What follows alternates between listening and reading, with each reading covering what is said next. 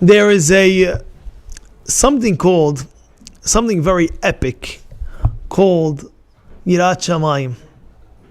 Now, there's something called Yirat Hashem, and it says Hakol b'dei Shamayim. Everything is min Hashamayim, chutz mirat Shamayim. Now, what does that mean to have Yirat Shamayim?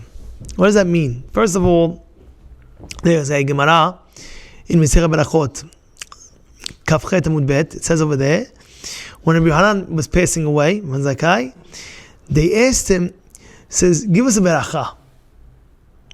And this is what he says.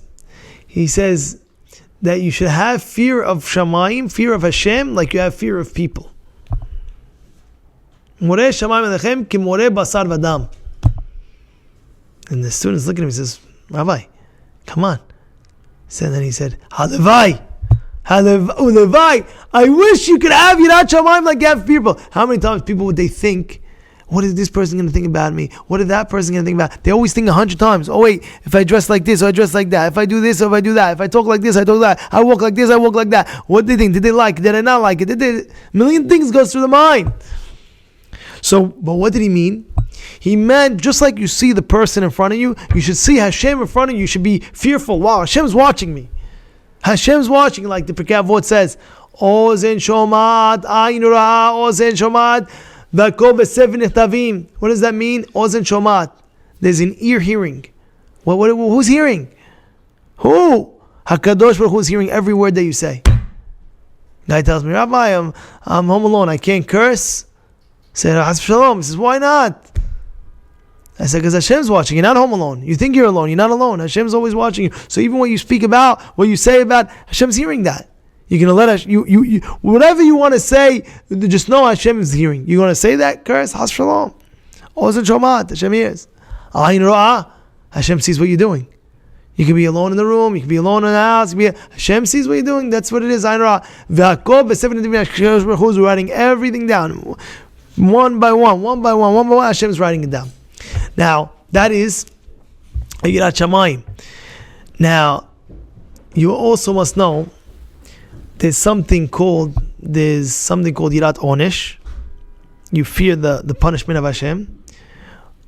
And there's something called Yirat Haromemut. And this is what I'd like to discuss. What's Yirat Haromemut? What does that mean? The fear of awe. It's the next level of Yirat Shamayim, and it's a level of where you're awed from Hashem. It's not like a fear of punishment, but it's higher. It's a fear of like, whoa, there's amazing greatness that's happening. You ever see like, this is awesome? This is like, oh wow. So what is that? How do you get that? There's many ways, but I'll tell you one way. And that is the Hashgacha Pratit. What does that mean? HaKadosh Baruch Hu, every single second, Hashem's orchestrating. We say every morning the Baracha, HaMechin Mitzadeh Gaved. Hashem prepares the step of a human being. All of a sudden you go this way and you go that way, and you make a right turn, you make a left turn, you make this, you do that. Exactly where you're supposed to be. Exact time, exact second, everything is exact. And if you open your eyes more and you see how perfect the Hashgacha Pratit is in your life, you'll start seeing more awe of Hashem. Like, wow, I can't believe it. And everybody has Hashgacha. I'll tell you just a very quick story. And that is, we had a fellow over here, Big Sadiq. And he told me, Rabbi, he's moving out of town. He has something he had to do, move out of town. But he was in charge of all the recordings that you see yourself. He was in charge of that for a nice amount of time. And he tells me, Rabbi, Rabbi, in 1 week, it was getting closer. It was like 1 week left. And I was thinking to myself, Hashem, you're in charge. I don't know who. I was thinking about. I don't know who's going to do the recordings. Anyway, there's in the shul by us. There's certain spots where people have makom kavua. This is the makom kavua, which is a standard spot where this person prays every day at this chair, at this table. About 1 week before he leaves out of town, some fellow comes in, about 18, 19. I just see him just sitting down there. So what does he sit? He sits in the same exact seat, not knowing anything. He sits in the same exact seat as this person that's about to leave in 1 week. So 1 day, 2 days, 3 days, for a week straight. And the last day that this person was leaving out of town, he comes to me, he says, Rabbi, you should just know, I feel like Hashem's kicking me out. I was like, why? He's like, because there's a million seats in the shul. This 18-year-old kid, 19-year-old girl, he has to take my seat out of every seat. I didn't say anything because I'm leaving in a week, but he has to take my seat. I feel like I'm getting kicked out. I said, no, you're not getting kicked out. Hashem loves you, and He's always going to be here for you. And anytime you're not, I'm going to be here for you. The shul's going to be here for you. Anything you need, you come back. And that's what he does. He comes to me Purim, he comes to me holidays, he gives me a call, he comes everywhere. We're very, very well connected, right? Anyway, the day left. The next day, he's supposed to do recording. Nobody's there to do the recording.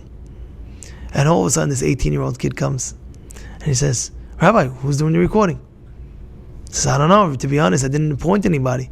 I'll do it. And ever since then, it's been maybe a year, 2 years, I don't know exactly. Ever since then, it's like clockwork. If I miss a day, he'll give me a call and this, that, where are you, Rabbi? I'm coming to your house now. I'm going to come and record. I'm going to do a video we have the video. How many people have to see? The world has to see. We're going to do it. And this is Hashgacha Pratit. This is just an example. I'll give you 100 million examples. And everybody, not only me, everybody can give 100 million examples. Hashgacha Pratit, this happened, Hashgacha Pratit, that happened. But it's all Hashgacha. When you see that, you're like, wow. There was a very, my relative of mine, he's a businessman. And one of my relatives, I asked him, I said, what's the matter? He said, I feel great. I said, why? He says he's about 50 years old.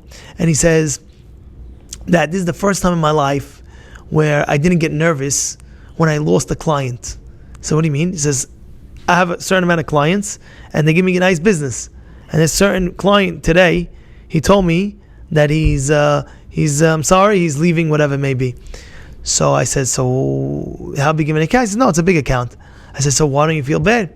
He said, because I've been seeing throughout my business career, I've been seeing that when one client leaves, I get another client to replace him, and with the same exact amount of money, I get it. So I'm not worried. I've seen it time and time again, and I know Hashem is going to send it. One client leaves, one client comes. It's an amazing Hashgacha Pratit that you see. Open up your eyes, you'll see it, and it's called Yirat Haramut. Wow, I'm awed from the exactness, how exact second, how Hashem orchestrates our daily lives, every second of our lives. Bezrat Hashem be zochet to remember and open up. The more you see the Hashgacha Pratit, how Hashem is orchestrating this second and that second, and this happened and that happened, and the best is with the parking, by the way. I love the parking one. All of a sudden, this guy gets out, and you don't know how many times, the second I was about to go this way, you found the park. It's Hashgacha Pratit. Everything is Hashgacha Pratit. If we open up our eyes, we'll see it more. We'll bring Hashem more in our lives to see, wow. We'll see the honest of HaKadosh Baruch Hu.